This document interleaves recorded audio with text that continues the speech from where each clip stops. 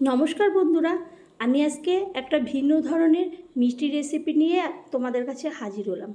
তো আমি কিভাবে এই মিষ্টিটা করব তোমরা শেষ পর্যন্ত না দেখলে একদমই বুঝবেন না। তার জন্যে আমি প্রথমে নিয়ে নিলাম গাজর নিয়ে গাজরটাকে ধুয়ে আগা এবং মাথা কেটে নিয়ে একটা গ্রেটার নেব, আর একটা প্লেটের মধ্যে আমি গ্রেট করে সমস্ত গাজরগুলোকে এইভাবে প্লেটের মধ্যে রেখে দেব। তো আমি সিদ্ধ করেও নিতে পারতাম, নরম হতো, কিন্তু গ্রেটার দিয়ে করলে জিনিসটা ভালো হয়। তো এখনও যদি তোমরা আমার চ্যানেলটি সাবস্ক্রাইব না করো, সাবস্ক্রাইব করবেন, লাইক শেয়ার কমেন্ট করবেন, পাশে থাকা বেল বাটনটি টিপবে, তাহলে যে কোনো রেসিপি সবার আগে তোমাদের কাছে পৌঁছাবে। এরপর আমি একটা কড়াই বসিয়ে দিলাম, কড়াইয়ের মধ্যে দিয়ে দিলাম 1 চামচি ঘি। তারপরে আর একটু দিয়ে দিয়েছিলাম, কারণ যতটা আমার গাজর ছিল ওই 1 চামচি ঘিতে হতো না। তো তারপরে আমি ওর মধ্যে ঘিটা দিয়ে গাজরটাকে ভালো করে নাড়তে থাকবো খুন্তি দিয়ে, যাতে না তলায় ধরে যায়।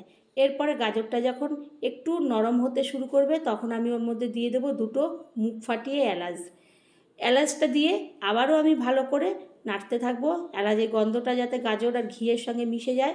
যখন একটু নরম হয়ে আসবে, মজে আসবে, তখন একটা মিক্সিং জারের মধ্যে এটাকে আমি তুলে নেব, আর তারপরে ওটাকে ঠান্ডা করতে দেবো। ঠান্ডা হয়ে গেলে এরপরে আমি একটা মিহি পেস্ট তৈরি করে নেব। তারপরে ওই কড়াইয়ের মধ্যে আমি আবারও মিহি ওই পেস্টটাকে ঢেলে দেবো গাজরের। এইভাবে আমি এই রেসিপিটা করব। তো আমরা তো মিষ্টি অনেক রকম করে থাকি, একদিন হলে এরকমভাবে গাজর দিয়ে একটা মিষ্টি করবে, তো দেখবে খুবই ভালো লাগবে। বাড়ির সকলে খুবই ভালোভাবে এটা খাবে এবং তোমার কাছে বারবার করে খাওয়ার বায়না করবে। তো তারপরে আমি ওর মধ্যে দিয়ে দিলাম দুধ একটু লিকুইড দুধ দিয়ে দিলাম, দিয়ে গাজরটার সঙ্গে ভালো করে দুধটা গাজরটার সঙ্গে একদম শুকিয়ে নিলাম। তারপরে দিয়ে দিলাম চিনিটা আমি গুঁড়ো করে নিয়েছিলাম, কারণ গুঁড়ো চিনি না দিলে আমি যদি দানা চিনি দিই ওটা গলতে সময় নেবে আর জল কাটবে। তারপরে চিনিটা ভালো করে দুধ আর গাজরের সঙ্গে পেস্টের সঙ্গে ভালো করে মিশিয়ে এরপরে আবারও 1 চামচি ঘি দিয়ে দিলাম। আগে তো দিয়েছিলাম, এখন আবারও রান্নার সময় পুরটা তৈরি করতে ঘিটা দিলাম। এরপরে আমি দিয়ে দেবো গুঁড়ো দুধ, আমুল গুঁড়ো দুধ 1 বাটি দিয়ে দেব। দিয়ে ভালো করে আমি ওই যে ডোটা তৈরি করব তার সঙ্গে দিয়ে দেব, তাতে আঠালোও হবে আর মিষ্টি হবে আর টেস্টও হবে, সুন্দর খেতে লাগবে। এইভাবে আমি পুরটাকে তৈরি করে নেব। যখন দেখব পুরটা একদম শুকিয়ে আসছে, গুঁড়ো দুধ দেওয়া আর চিনিতে আঠালো ভাব এসে গেছে, তখন আমি যেই প্লেটটার মধ্যে গাজর গ্রেট করেছিলাম সেই প্লেটটার মধ্যে নিয়ে নেব। এইভাবে গাজরগুলোকে আমি নিয়ে ঠান্ডা করতে দেব। তো বন্ধুরা, এই গাজরের যে একটা লাড্ডু এইভাবে করা যায়, তোমরা একদিন হলেও দেখবে।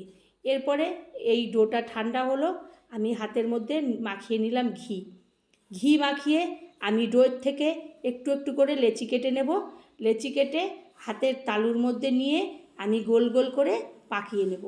পাকিয়ে যেরকম নাড়ু পাকায় সেরকম লাড্ডুগুলো আমি একে একে সমস্ত কটা লাড্ডু এইভাবে আমি পাকিয়ে নেব। হাতে প্রথমে মুঠ করে নেব, মুখে হাতের মধ্যেই প্রায় করে নেব, তারপরে একটু 2 তালুর মধ্যে নিয়ে আমি সমস্ত এই লাড্ডুগুলোকে তৈরি করে নেব। তো এরকম করে আমার লাড্ডুগুলো হাতের মধ্যে করে তৈরি করে নিলাম।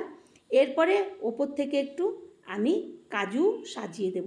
তো বন্ধুরা, এই অল্প উপকরণে অল্প সময়ের মধ্যে এত সুন্দর একটা লাড্ডু করলে আপনারা অনেক দিন পর্যন্ত তোমরা রেখে খেতে পারবে এবং বাড়ির সকলকেও খাওয়াতে পারবে।